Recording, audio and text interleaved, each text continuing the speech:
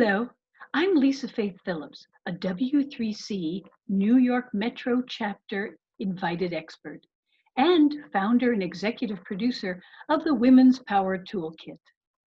I'm delighted to join you to talk about innovation. What is innovation? To innovate, to create something new, to observe the world around you and figure out how to improve it, how to make it more efficient. You need to be open, persistent, conscientious with follow through. You need to be aware there'll be rejection because new ideas, they may seem obvious later when they're a big success, but initially people will reject. It'll be too weird, too out of left field.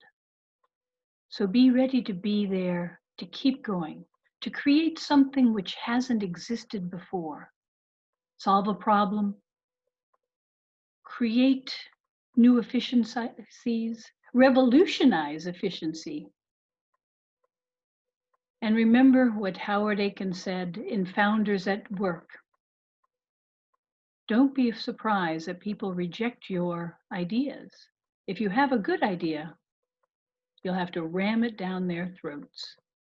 So let's innovate to help bring New York back and to make the world a better place. Thank you.